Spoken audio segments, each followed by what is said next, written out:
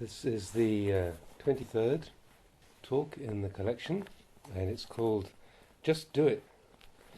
And this was first published in the book Bodhinyana, and it was a lively talk in the Lao dialect given to the assembly of newly ordained monks at Wat Pah on the day of entering the Rains Retreat, July 1978. A different translation of this talk has been published elsewhere under the title Start Doing It.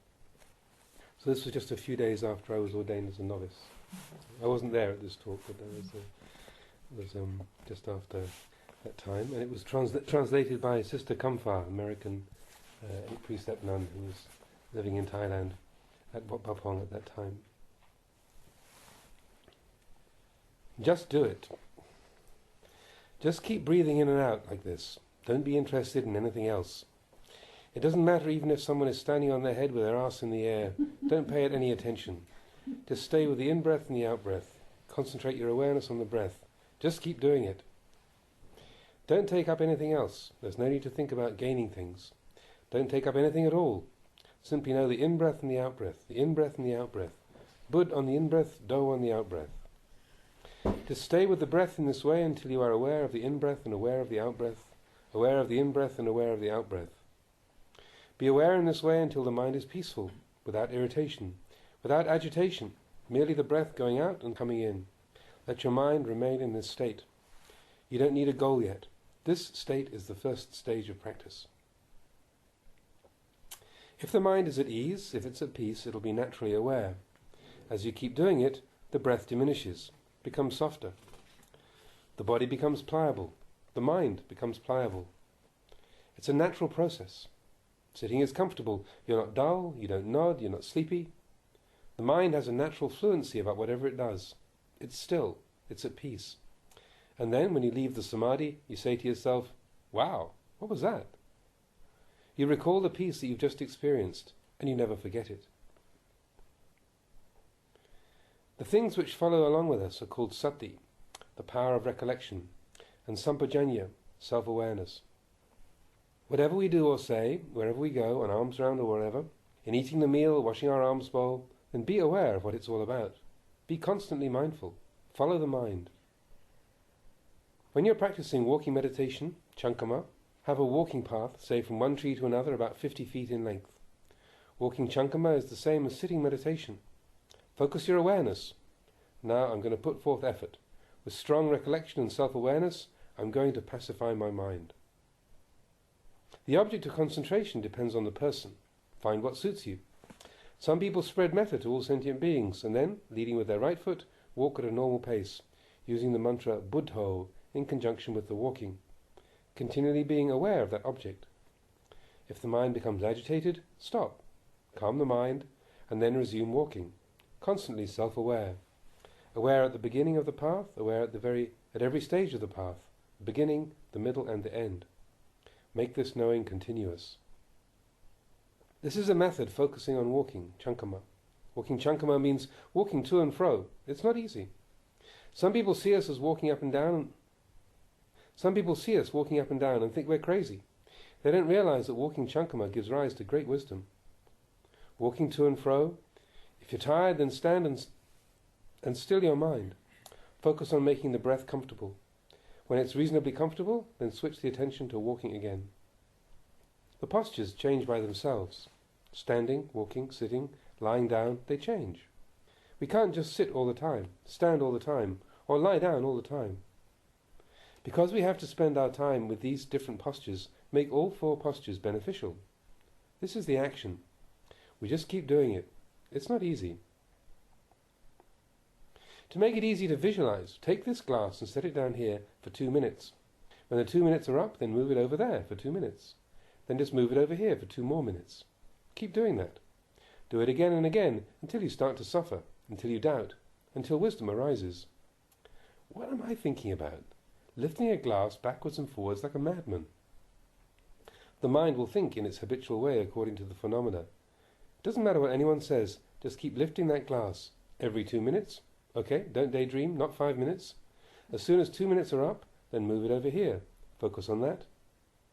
This is the matter of action. Looking at the in-breaths and out-breaths is the same. Sit with your right foot resting on your left leg. Sit straight. Watch the inhalation to its full extent until it completely disappears in the abdomen.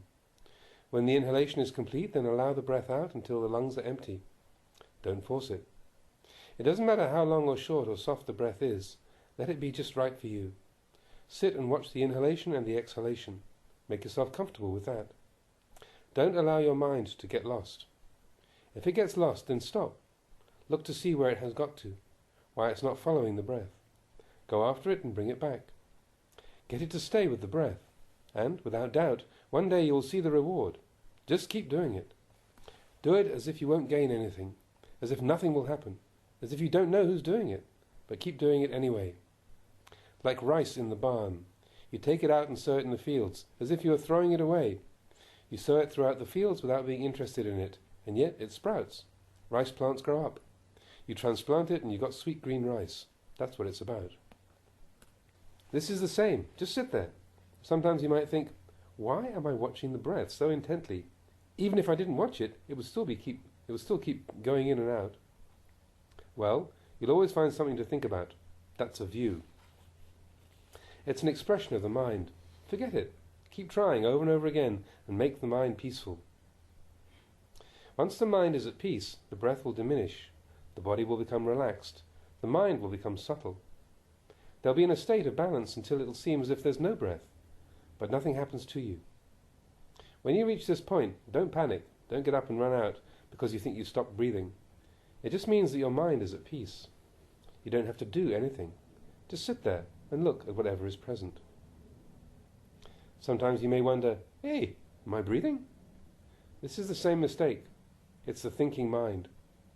Whatever happens, allow things to take their natural course. No matter what feeling arises, know it, look at it, but don't be deluded by it.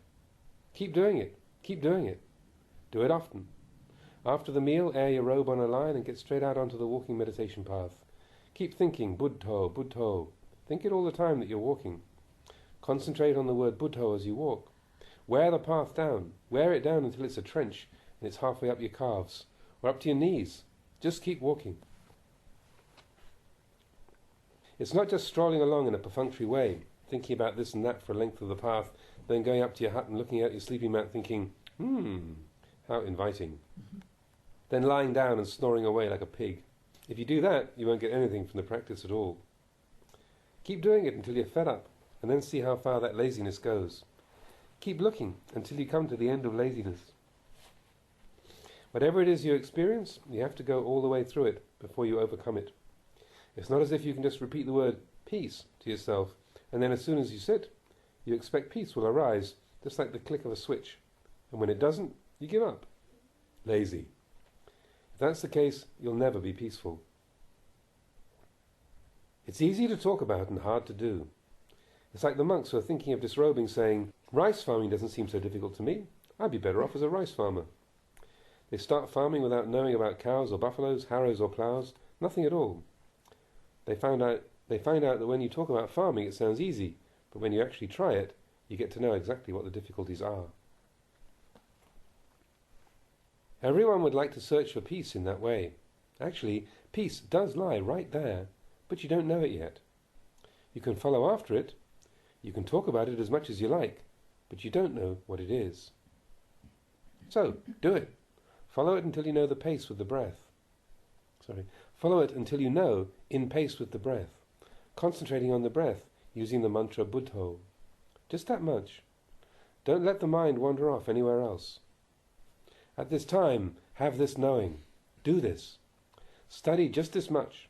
Just keep doing it in this way. If you start thinking that nothing is happening, just carry on anyway. Just carry on regardless, and you will get to know the breath. Okay? So, give it a try.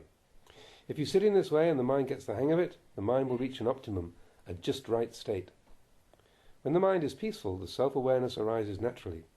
Then if you want to sit right through the night, you feel nothing, because the mind is enjoying itself.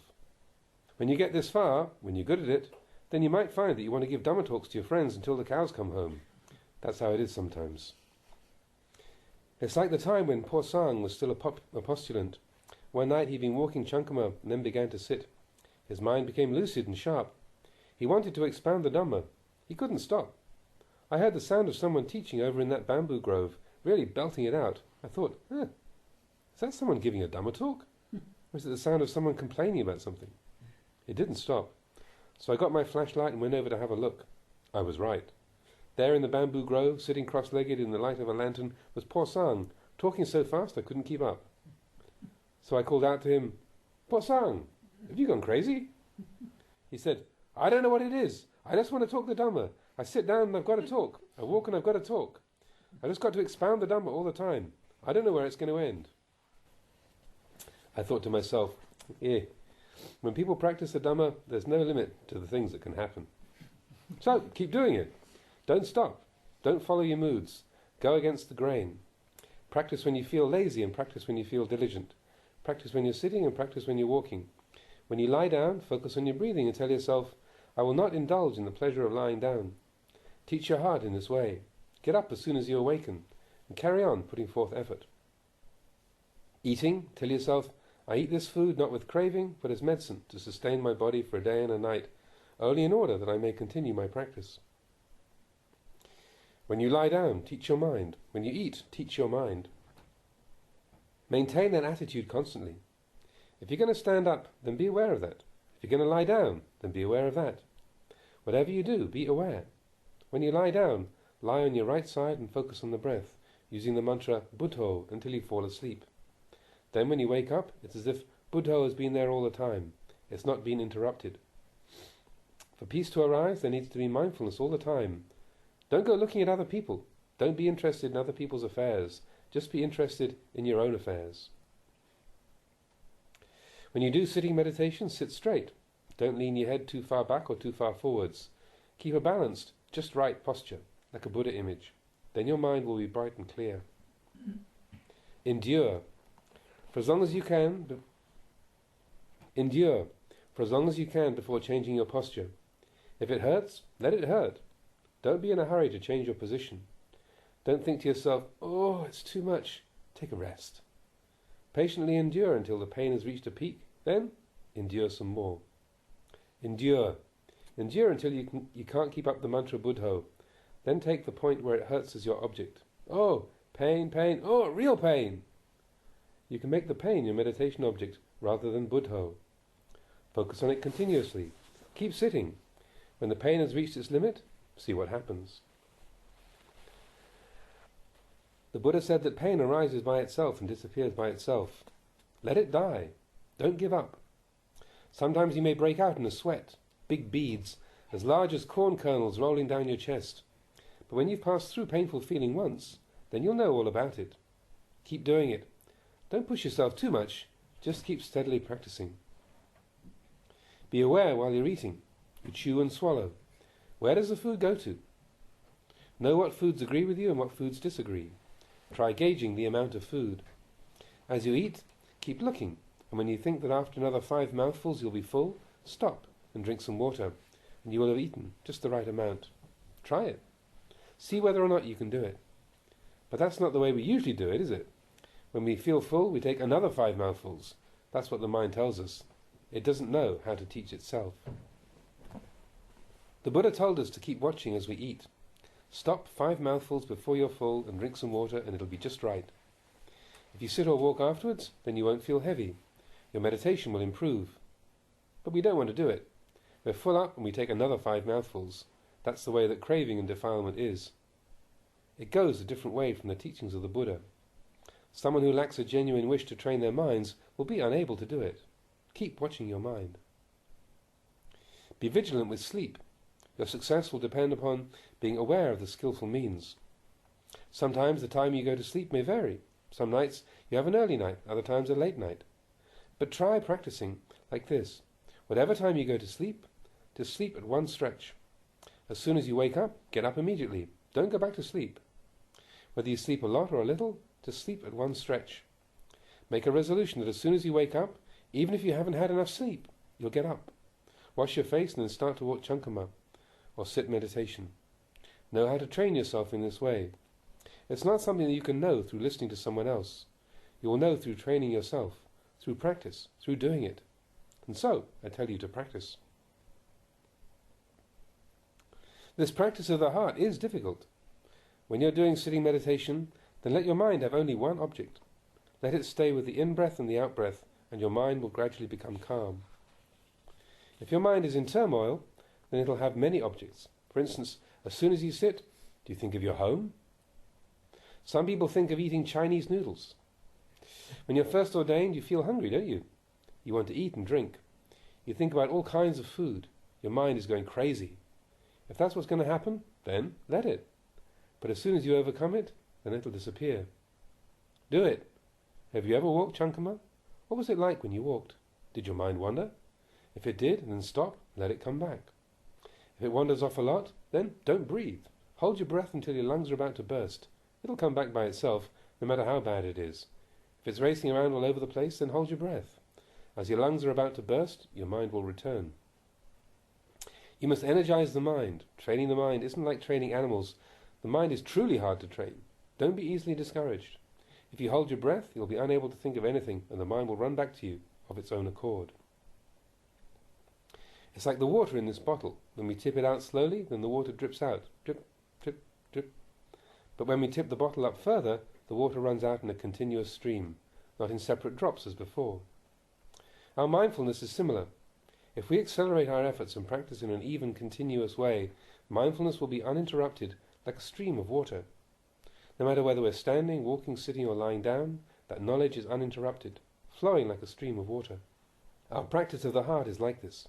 After a moment, it's thinking of this and thinking of that. It is agitated, the mindfulness is not continuous. But whatever it thinks about, never mind. Just keep putting forth effort. It will be like the drops of water that become more frequent until they join up and become a stream. Then our knowledge will be encompassing. Standing, sitting, walking or lying down, whatever you're doing, this knowing will look after you. Start right now. Give it a try. But don't hurry. If you just sit there watching to see what will happen, you'll be wasting your time. So be careful. If you try too hard, you won't be successful. If you don't try at all, then you won't be successful either.